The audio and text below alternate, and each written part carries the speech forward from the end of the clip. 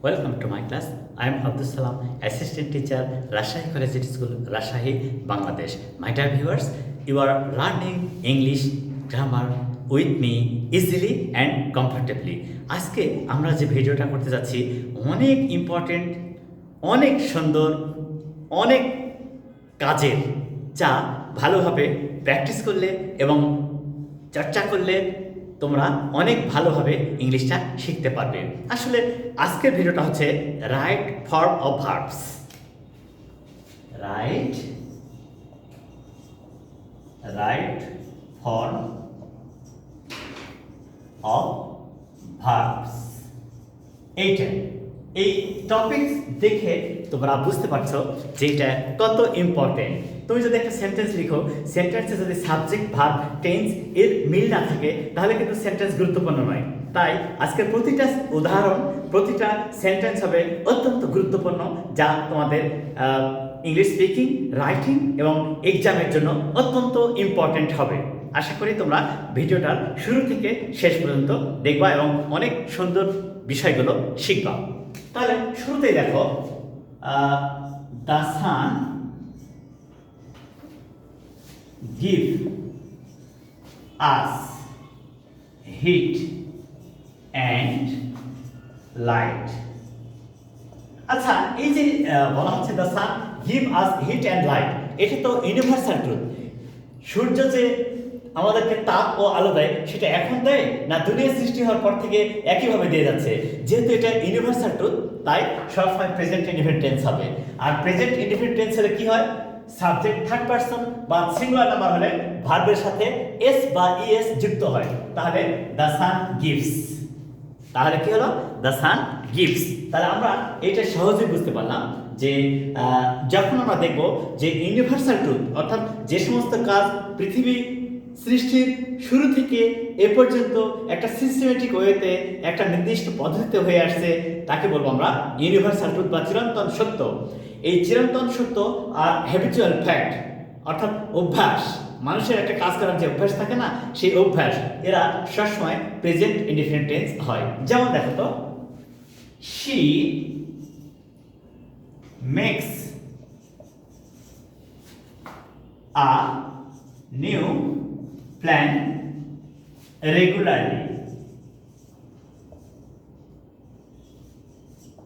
regularly.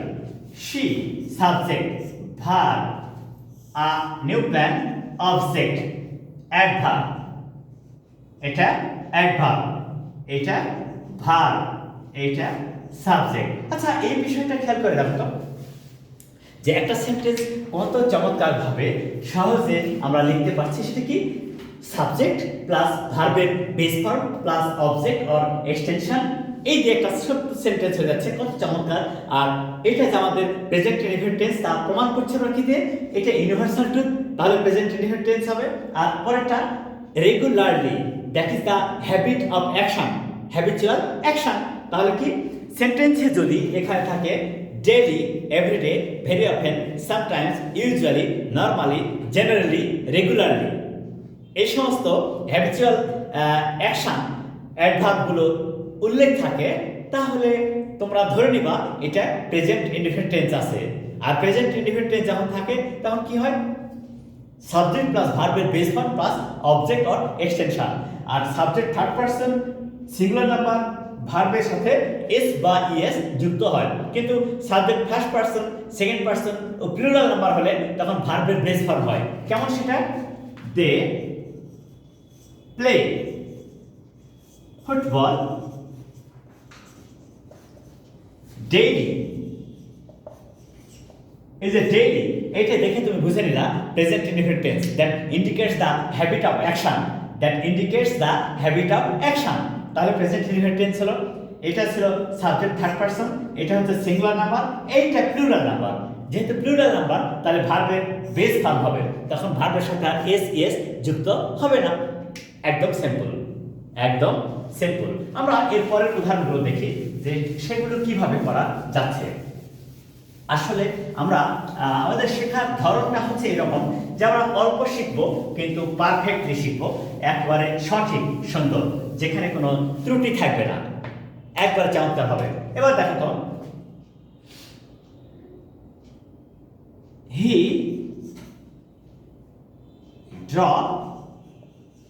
he draw a picture at this moment. At this moment. At this moment. আচ্ছা, এই যে বলছে at this moment, তার মানে এই মুহূর্তে, that indicates the going on action, the continuous action. তাহলে ওটা কি বলছে?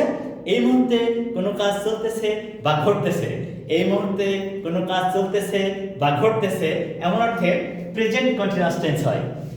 the action which is going on now, which is happening just now, at this moment, at present, now. কি থাকতে পারে? at this present, at this moment, at present, now.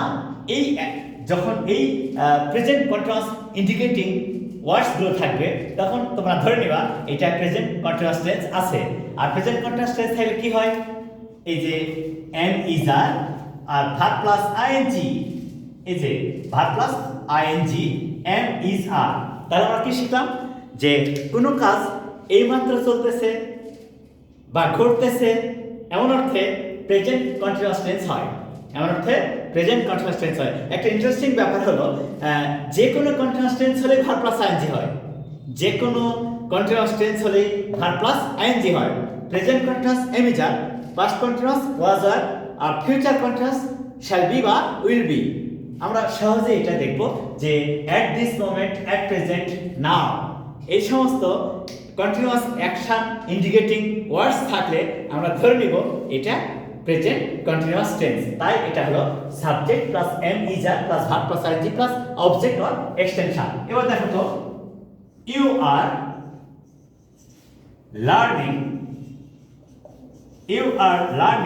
English with A.Salam.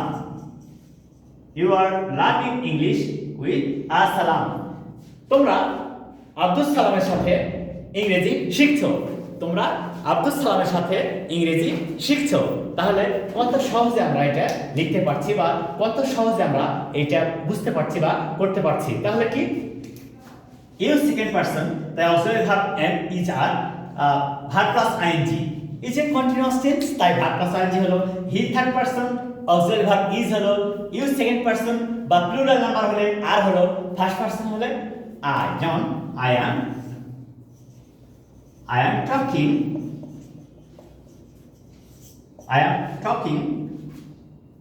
with you.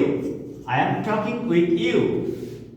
তাহলে এই যে I first person am, you second person plural are, he third person is। তাহলে এইভাবে সেন্টেন্সের subject অনুযায়ী অক্সিলারি ভার্ব চেঞ্জ হয়। আশা করি তোমাদের এখানে আর কোনো সমস্যা নেই। মূল বিষয় কন্টিনিউয়াস টেন্স কিনা? ইয়েস। তাহলে কন্টিনিউয়াস টেন্স হলে ভার্ব প্লাস আইএনজি হবে। আর কোন কন্টিনিউয়াস বুঝবো কিভাবে? It is at this moment that indicates present continuous action, going on action, so it is present continuous tense. আশা করি তোমাদের এখানে আর কোনো সমস্যা নেই। তাহলে এটা হলো আমাদের কন্টিনিউয়াস টেন্স হয়ে গেল, প্রেজেন্ট কন্টিনিউয়াস টেন্স, যা আমাদেরকে এই এখন কন্টিনিউয়াস টেন্স কত প্রকারে হতে পারে, কিভাবে হতে পারে, এইটা তোমরা লিখবা, ফলো করবা, যা তোমাদেরকে আরো চমৎকার করে শিখতে সাহায্য করবে এইভাবে। এবার দেখো, he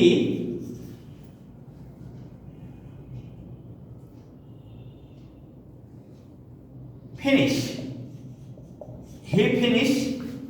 his work just now. এখানে একটা মজার ব্যাপার দেখব আমরা। যদি সেন্টেন্সে just now, already, recently, lately, yet, completely, of late এই সমস্ত অ্যাডভার্ব উল্লেখ থাকে, কি থাকবে? সেন্টেন্সে যদি just now, already, recently, lately, yet, completely, of late, never ever এই সমস্ত অ্যাডভার্ব উল্লেখ থাকলে এগুলো ইন্ডিকেট করবে the finished action, the completed action. তাহলে প্রেজেন্ট পারফেক্ট টেন্স হবে। তাহলে আমরা কি শিখলাম? সেন্টেন্সে just now, already, recently, lately, yet, completely, of late এই সমস্ত অ্যাডভার্ব উল্লেখ থাকলে প্রেজেন্ট পারফেক্ট টেন্স হবে। আর প্রেজেন্ট পারফেক্ট টেন্স যখন হয় তখন কি হয়, যে কোনো পারফেক্ট টেন্স হলে ভার্বের পাস্ট পার্সন ফর্ম হয়। যে কোনো পারফেক্ট টেন্স হলে ভার্বের পাস্ট পার্সন ফর্ম হয়। প্রেজেন্ট পারফেক্ট হ্যাভ বা হ্যাজ। হি থার্ড পার্সন তাহলে হবে হ্যাজ। হি যখন থার্ড পার্সন হয় তখন হবে হ্যাজ আর ভার্বের পাস্ট পার্সন ফর্ম। এবার যদি ইউ হয়, you have done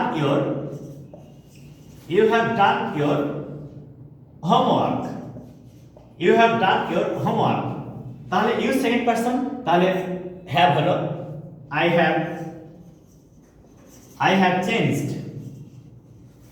have changed my plan. আমি আমার পরিকল্পনা চেঞ্জ করেছি। তাহলে আই ফার্স্ট পারসন, তাহলে হলো হ্যাভ ভার্বের ফার্স্ট পারসন ফর্ম। আসলে মূলত ওই বিষয়টা আমরা খেয়াল করব যে যখনই দেখবো সেন্টেন্সে just now, already, recently, lately, yet, completely, of-late, never, ever, তখনই ধরে নেব এটা প্রেজেন্ট পারফেক্ট টেন্স আছে। প্রেজেন্ট পারফেক্ট টেন্স আছে। আর প্রেজেন্ট পারফেক্ট টেন্স অর্থে হচ্ছে subject plus auxiliary verb have or has, ভার্বের পাস্ট পার্টিসিপল ফর্ম। ভার্বের পাস্ট পার্টিসিপল ফর্ম। এইভাবে আমরা সহজেই একটা প্রেজেন্ট পারফেক্ট টেন্স গঠন করতে পারবো। আশা করি তোমরা এই স্ট্রাকচার ফলো করে নিজেরা এখন সেন্টেন্স লেখা শুরু করে দিবে। প্রতিটা কথা, প্রতিটা সেন্টেন্স অত্যন্ত সহজ এবং গুরুত্বপূর্ণ বটে। আর যেহেতু সহজ এবং গুরুত্বপূর্ণ, তাই তোমরা নিজেরা এই সেন্টেন্সগুলো এই ভিডিও দেখবা এবং নিজেরা ফলো করবা। ভিডিও দেখতে হবে এবং ফলো করতে হবে। একটা সেন্টেন্স দেখে এরকম 10টা সেন্টেন্স নিজেরা লিখবা, দেখবা যে খুবই সহজ লাগছে। এরপরে দেখো, they play football for an hour. They play football for an hour. আচ্ছা, এই সেন্টেন্সটা খেয়াল করে দেখো তো, কতক্ষণ ধরে? 1 ঘন্টা ধরে। তাহলে ওই যে time indicating the period of action, একে বলছে দ্য পিরিয়ড অফ অ্যাকশন, অর্থাৎ কতক্ষণ কাজটা চলছে। তাহলে কি মজার ব্যাপারটা, যে কোনো সেন্টেন্সে যদি আমরা দেখতে পাই, বুঝতে পারি যে একটা কাজ কতক্ষণ ধরে চলছে, অথবা কাজটা কখন শুরু হয়েছে, এখনো চলছে, তাহলে কি একটা কাজ পূর্বে শুরু হয়ে এখনো চলছে বা এখনো ঘটছে, এর অর্থে প্রেজেন্ট পারফেক্ট কন্টিনিউয়াস টেন্স হয়। কি হয়? Present perfect continuous tense. আচ্ছা, এবারে চলে আসি তো, কন্টিনিউয়াস টেন্স মানে কি? Verb plus ING. যে কোনো কন্টিনিউয়াস টেন্স অর্থ হচ্ছে verb plus ING. Present perfect continuous tense have been বা হ্যাজ বিন। হ্যাভ বিন, এই যে, তাহলে আমরা কি শিখলাম এখানে? যে কোনো কাজ পূর্বে শুরু হয়েছে, এখনো চলছে। কোনো কাজ পূর্বে শুরু হয়েছে, এখনো চলছে, এর অর্থে প্রেজেন্ট পারফেক্ট কন্টিনিউয়াস টেন্স হয়। আর প্রেজেন্ট পারফেক্ট কন্টিনিউয়াস টেন্স যখন হবে, তখন আমরা কিন্তু খেয়াল করব, দেখব সেন্টেন্সটা যে কাজটা কতক্ষণ চলছে এটা লেখা থাকবে, আবার কখন শুরু হয়েছে এটা উল্লেখ থাকবে, এবং শুরু হয়েছে এবং চলছে, এখনো চলছে, শেষ হয়নি, তখনই প্রেজেন্ট পারফেক্ট কন্টিনিউয়াস টেন্স হয়। আর স্ট্রাকচারটা কি হবে? এই যে subject plus auxiliary verb have been বা has been, verb plus ING, তারপরে অবজেক্ট আর এক্সটেনশন যা হয় হবে এটা। ঠিক একইভাবে she has been drawing a picture for 30 minutes. 30 minutes. She has been drawing a picture for 30 minutes. I have been working for 12 minutes. এই যে, তাহলে she থার্ড পারসন, তাই হ্যাজ বিন হলো, দে প্লুরাল নাম্বার, তাই হ্যাভ বিন হলো, I first person, তাই have been হলো। So my dear viewers, now you can easily understand the 4 parts of tense, I mean present tense, we have four parts of present tense, that is present indefinite, present continuous, present perfect and present perfect continuous. All these things are clear to you. So now you can easily understand present tense and you can easily understand all the parts of these sentences, and I hope you will practice it now and you will develop your skill. So please like my channel, share it to your friends and subscribe it who have not yet been subscribed. Thank you. Assalamu alaikum.